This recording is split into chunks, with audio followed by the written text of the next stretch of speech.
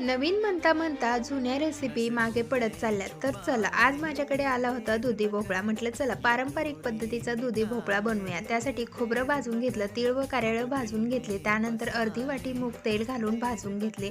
तर आता त्यानंतर आपल्याला 2 चमचे धनेसुद्धा भाजून घ्यायचे आहे. आता इथे गॅसवरती डायरेक्ट कांदासुद्धा भाजून घ्यायचा आहे. तोपर्यंत इकडे आपण दुधी भोपळ्याला अशा पद्धतीने कट करून घेतलेला आहे. भाजून घेतलेले यावरती मूग घालून घ्यायचे आहे आणि आता पुढे लगेचच मसाला वाटून घेऊया. मसाला वाटून झाला की कढईमध्ये तेल घालायचं, आलं लसूण पेस्ट चांगली परतली की यामध्ये घरातला घरगुती मसाला घालायचा, थोडीशी हळद घालायची, मिक्स करायचं. त्यानंतर आपण कट करून घेतलेला दुधी भोपळा घालून घेतला, मीठ घालून घेतलं. याला थोड्या वेळासाठी मसाल्यामध्ये परतवायचं. त्यानंतर तयार केलेलं वाटण यामध्ये घालून अगदी 2 मिनिटासाठी तेलामध्ये परतवून आवश्यकतेनुसार पाणी घालायचं. झाकण ठेवून भाजी 5 मिनिटे शिजवून घ्यायची. कोथिंबीर घाला. मस्त तयार आहे पारंपरिक पद्धतीची लौकीची भाजी. धन्यवाद.